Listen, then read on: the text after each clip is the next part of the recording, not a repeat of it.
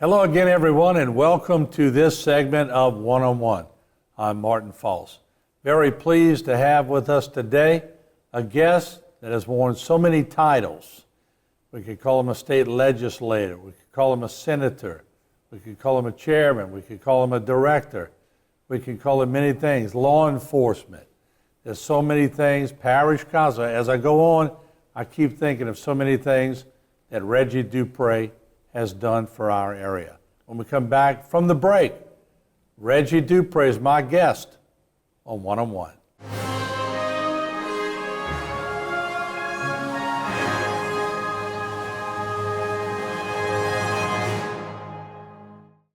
One-on-One is brought to you by the Law Office of Waits and Downer.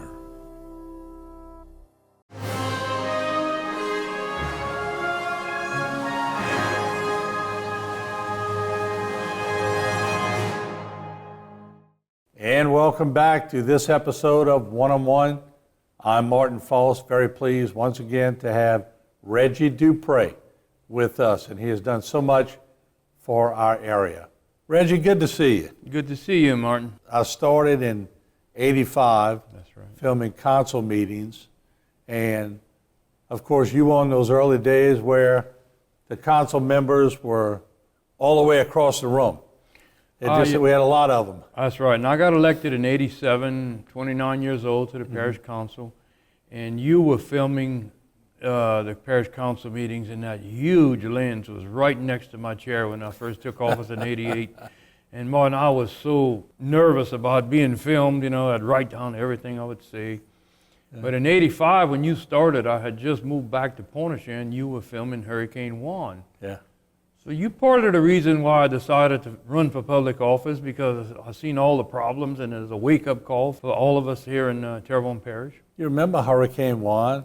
We didn't think it was going to be much of a storm. It was a Cat 1 barely, right, but it sat off the coast. It wouldn't go anywhere. 3 days. That's right. 72 hours. It pumped water and water. I guess that was the time we really realized how vulnerable we were to water. Yeah, the only thing we had in the mid-'80s and '85 was the old parish drainage levees built. The potato levees. Yeah, potato levees built in, for forced drainage, just to keep rainfall out, but it was never designed for tidal surges. And it really woke us all up, and that's really the catalyst to everything I'm doing today, and we have done, and all of us have, building this hurricane protection system for us. Yeah, it was a catalyst for time for action when Governor Blanco, God rest his soul, committed $10 million, and that was a lot of money back then. That's right. A bunch of money today. Yeah. But with all the levee systems, and you and former Parish President Dove, and we'll talk about that later in the program, but let's go way back to the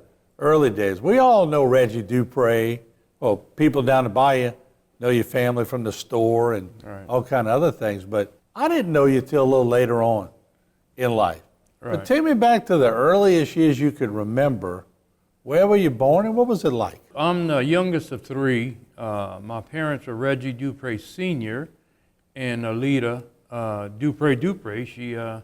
My mother was a Dupre, and I tell a lot of people, if you're from Pointe-à-Cher, you are related to them, because there's all the time going to be some crossovers in the distant relatives. But anyway, I was born in '58, grew up in Pointe-à-Cher, went to Pointe-à-Cher Elementary School. My dad had a little neighborhood store, grew up in an apartment, didn't have my own bedroom until I was like 10 years old when he built the brick home in '67. And then he built a little bigger store like in '65, '64. My parents ran the community a little community grocery store, and my dad, when I was like 5 years old, got elected as constable, the first person from Pointe-à-Cher ever to get elected to public office, and he kind of became the unelected mayor of Pointe-à-Cher.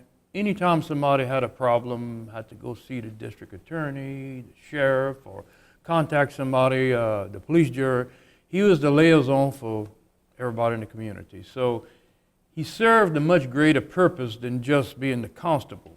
I'd watch all these people come in and ask my dad advice or need help, and he'd drive them to Houma or call somebody and help solve these minor problems that would come up. Of course, back then, when he was a constable, the sheriff's office didn't have the staff it does today. He you had to have a major issue before the sheriffs would send somebody down in Pointe-à-Chat. So little small domestic problems or little disputes, the justice of the peace and the constable would solve them back then, and kind of, I guess you can say, and then my dad would always, every now and then he wore a uniform, but he very rarely wore a gun belt. He'd go and arrest people without a gun, so I guess I'll tell some people I grew up as the Opie Taylor of Pointe-à-Chat.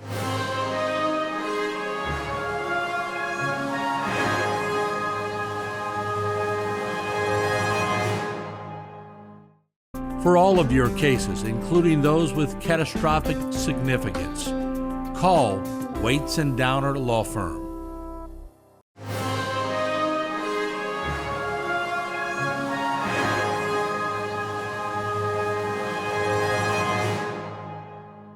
But it must have resonated with you because later you went into law enforcement. That's correct. A lot of people, I guess people who really know that, but people in the periphery who have seen you excel at a state level, right, they forget you were in law enforcement. Charlton Roseanne was very close to my dad. In fact, a lot of people don't know this, but Charlton Roseanne is from Pointe-à-Chat.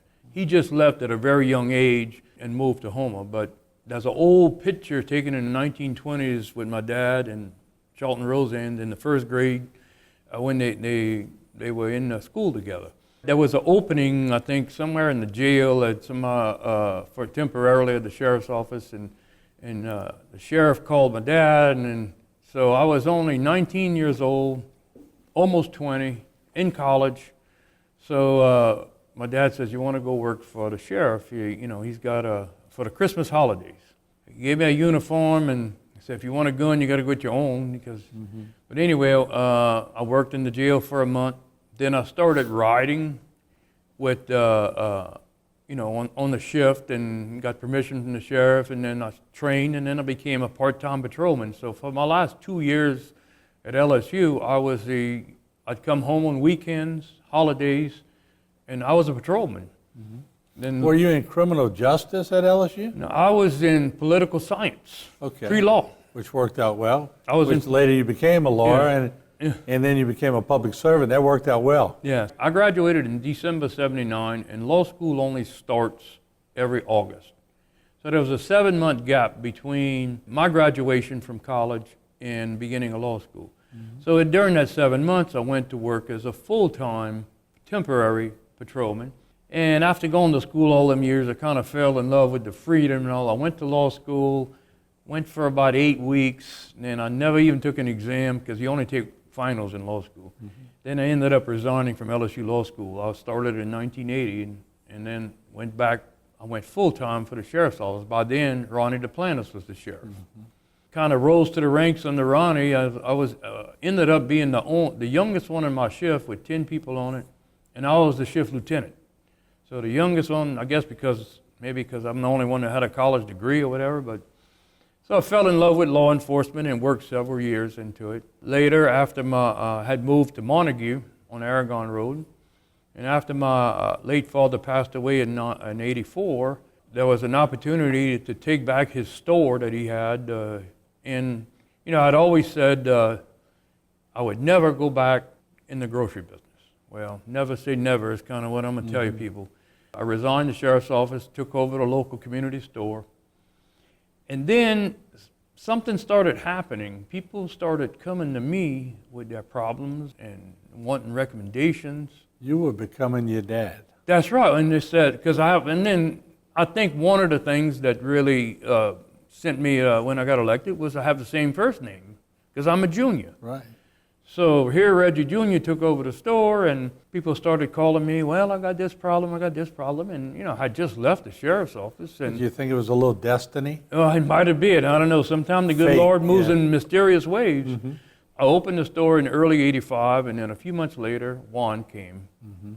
And I remember my dad telling me in the house right behind the store when he had hauled some dirt, he says, this is never going to flood. This was like in the 60s.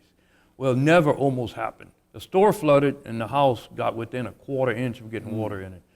And that sort of opened my eyes to, wait a minute, we live in a vulnerable area. Senator Chabert had water in his house. That's right. And that's kind of an old joke. Why that we are 25 years behind South Lafourche? Because Senator Jabbar flooded long after Dick Guidry did in Golden Meadow. And that's kind of what led to pushing the deal. But I think Juan and watching your coverage on HTV was part of the reason that got me interested. In '87, Dean Degnock, if you remember, was running for parish president, and he was an old friend of my dad. He was a civil defense director. Yeah, he was the civil defense director, worked for Roseanne's. And magnetic board. yes. He'd come visit me at the store, and then Mr. Booger Klingman was my councilman, and he had moved to Lafayette He was Woods. a good guy.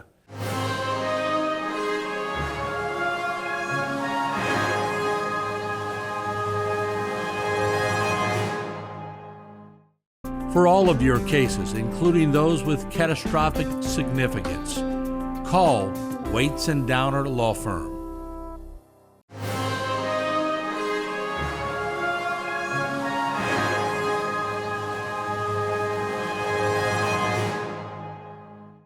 Dean's the one that first started planting the seed. You need to run for parish council. I said, no. I said, nobody will ever elect somebody from Pointe-aux-Trembles for a parish council. I said, yeah, you need to run. So this first day of qualifying in 1987, I get on the phone, I call Booger. I said, are you running for re-election? He said, well, I don't know, I may. My domicile's still Montague, but you know I'm moving. I said, well, I got some people that's encouraging me to run. He says, okay, I tell you what, here's the deal. If you run, I'm not running, and I'll support you, and you're going to get elected, because I'm going to make sure you get elected. That was a very last-minute decision, and ended up qualifying, and there was, I think, 4 or 5 people in the race, and I ended up winning that race in '87. Now, that was revolutionary back then.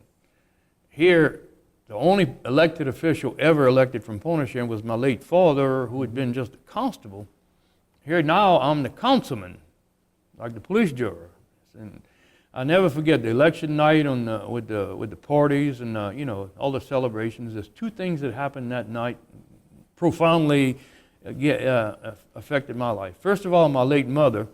My father was passed by then, but my mother, she gets real serious. She points her finger in my face. She says and tells me in French, "Oublie pas ton monde jamais." That means never forget your people. Whenever you go in life, don't forget where you came from. Mm-hmm. Then the other one that really gave me some stern advice that night was Godfrey Naquin. Of course, Godfrey is a retired drill instructor at the Marine Corps, from living in Pointe-aux-Trembles at the time. Very good friends and cousins with my late father. So after when the celebration was going, Godfrey got real serious, and Godfrey's what, 5'1", 5'2". He's very short. He looks at me. He says, "Young man," and I was 29 at the time. He says, "You're going to go back and get your law degree, and one day you're going to be the senator down here." And my comment to him, and this was in '87, I said, "Godfrey, you're insane. There's no way that people from Houma and Bayou-La-Fouche is going to vote for somebody from Pointe-aux-Trembles to be that senator. That's never going to happen."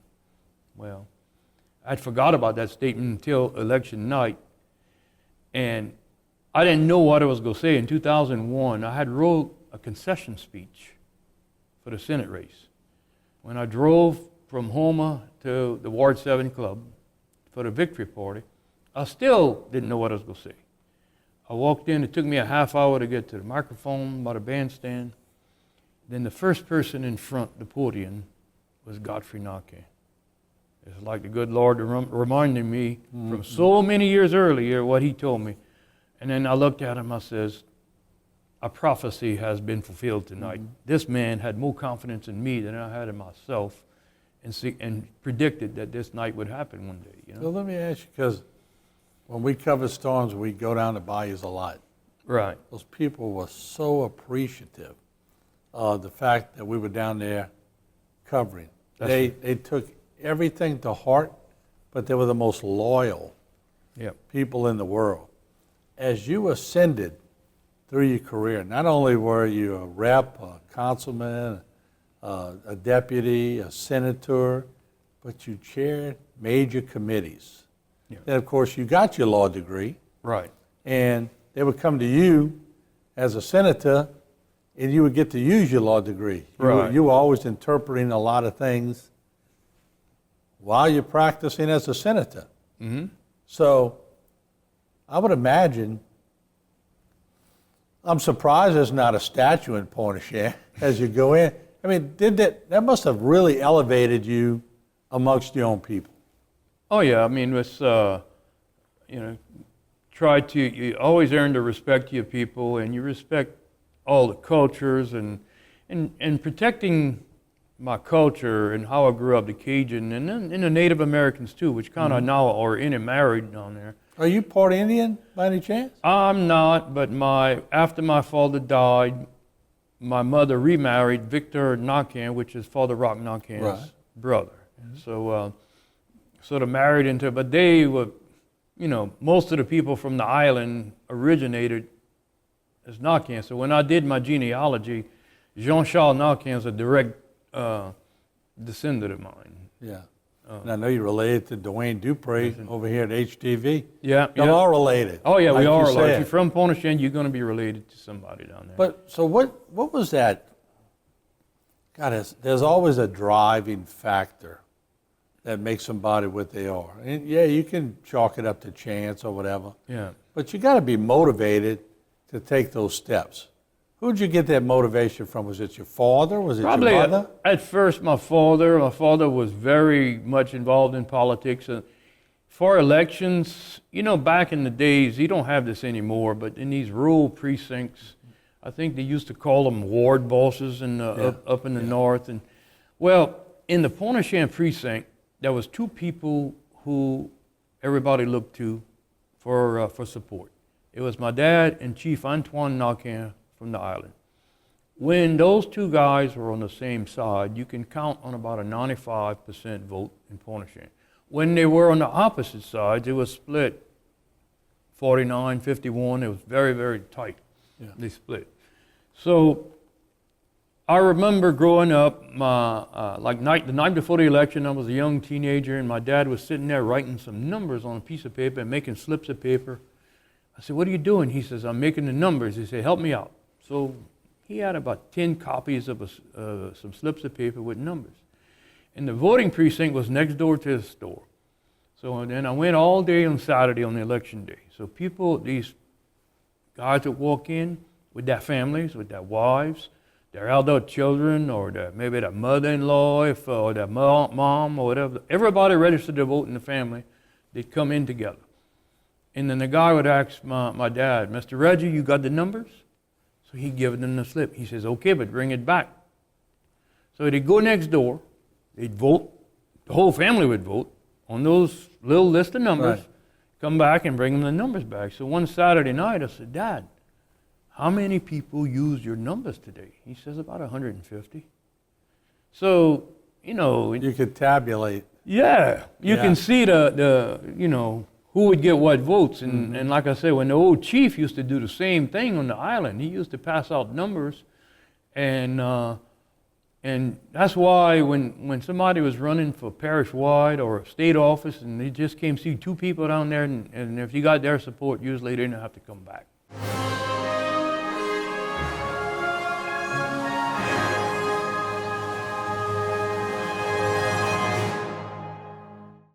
For all of your cases, including those with catastrophic significance, call Waits and Downer Law Firm.